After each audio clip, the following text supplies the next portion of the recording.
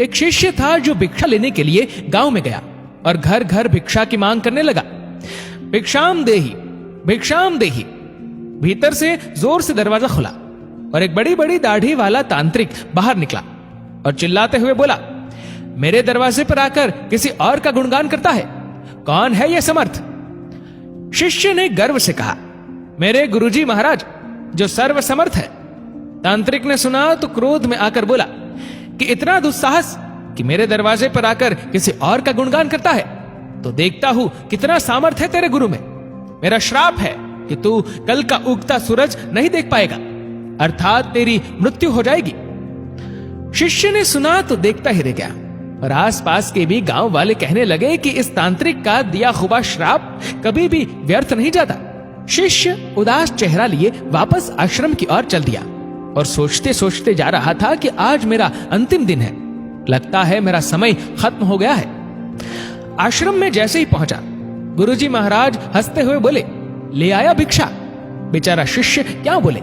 गुरुदेव हंसते हुए फिर बोले कि भिक्षा ले आया। शिष्य ने कहा, जी गुरुदेव, भिक्षा में अपनी मौत ले आया, और सारी घटना सुना दी और एक कोने में चुपचाप बैठ गया।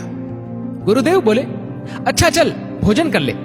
शिष्य ने कहा, गुरुदेव आप भोजन करने की बात कर रहे हैं और यहां मेरे प्राण सूख रहे हैं। भोजन तो दूर, एक दाना भी मुंह में न जा पाएगा। गुरुदेव बोले, अभी तो पूरी रात बाकी है, अभी से चिंता क्यों कर रहा है? चल ठीक है, जैसी तुम्हारी इच्छा। और ये कहकर गुरुदेव भोजन करने चले गए। फिर सोने की बारी आई। तब गुरुदेव शिष्य को बुलाकर बोले, हमारे चरण दबा दे। शिष्य मायूस होकर बोला, जी गुरुदेव, जो कुछ क्षण बचा है जीवन के, उस क्षण में आपकी सेवा कर ही प्राण त्याग करूं, यही अच्छा होगा। और फिर गुरुदेव के चरण दबाने की सेवा शुरू की। गुरुदेव बोले, चाहे जो भी हो, चरण छोड़कर मत जाना कहीं।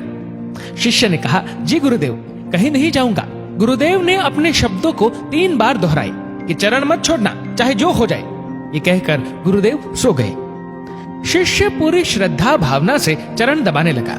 रात्रि का पहला पहर बीतने को था।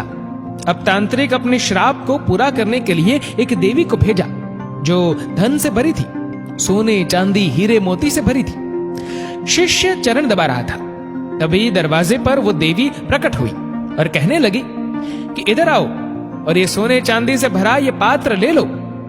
शिष्य भी बोला, जी मुझे लेने में कोई परेशानी नहीं है, लेकिन क्षमा करें, मैं वहां पर आकर नहीं ले सकता हूं।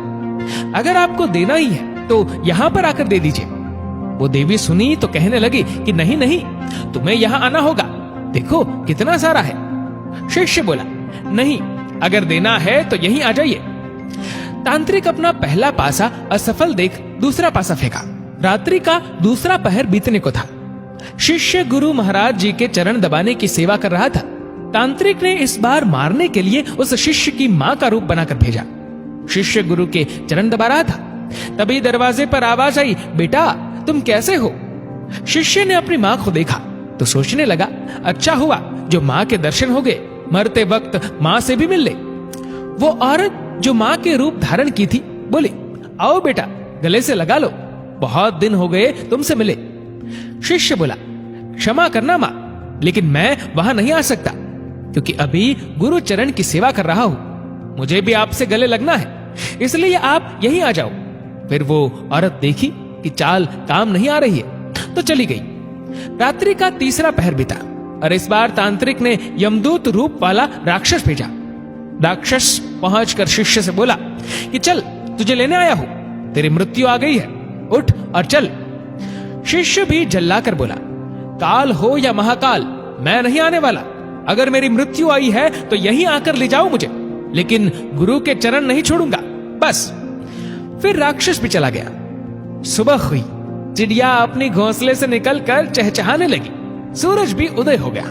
गुरुदेव महाराज जी नींद से उठे और बोले कि सुबह हो गई। शिष्य बोला, जी गुरुदेव सुबह हो गई। गुरुदेव ने कहा, अरे तुम्हारी तो मृत्यु होने वाली थी ना, तुमने ही तो कहा था कि तांत्रिक का श्राप कभी व्यर्थ नहीं जाता, लेकिन तुम तो जीवित हो। गुरुदेव हंसते हुए बोले। शिष्य भी सोचते हुए बोला, जी गुरुदेव लग तो रहा हूं कि जीवित हूं। फिर सारी घटना याद की रात्रि वाली, फिर समझ में आया कि गुरुदेव ने क्यों कहा था कि चाहे जो भी हो जाए चरण मत छोड़ना। शिष्य गुरुदेव के चरण पकड़कर खूब रोने लगा। बार बार यही कह रहा था, जिसके सर पर आप जैसे गुरु का हाथ हो उसे काल भी कुछ नहीं कर सकता है। गुरु की आज्ञा पर जो शिष्य चलता है उससे तो स्वयं मौत भी आने से एक बार नहीं अनेक बार सोचती है। और जब शिष्य गुरु आज्ञा का उल्लंघन करे तो उसकी रक्षा ईश्वर भी नहीं करता और प्रकृति दंड देने को तत्पर हो उठती है। स्वयं भगवान श्री कृष्ण गुरु की आज्ञा सिर पर ले चले, स्वयं प्रभु राम गुरु की आज्ञा पर चले। सद्गुरु में ही सामर्थ्य है कि वो प्रकृति के नियम को बदल सकते हैं जो ईश्वर भी नहीं बदल सकते हैं, क्योंकि ईश्वर भी प्रकृति के नियम से बंधे होते हैं लेकिन सद्गुरु नहीं। दोस्तों, इस वीडियो को लेकर आपकी क्या राय है नीचे कमेंट करके जरूर बताएगा। और अगर आपको वीडियो अच्छा लगा हो तो इस वीडियो को लाइक करेगा, शेयर करेगा ज्यादा से ज्यादा लोगों तक। और ऐसी ही और भी स्पिरिचुअल कहानियों के लिए हमारे चैनल को आज ही सब्सक्राइब करिए और हमारे फेसबुक पेज को आज ही फॉलो करें। धन्यवाद।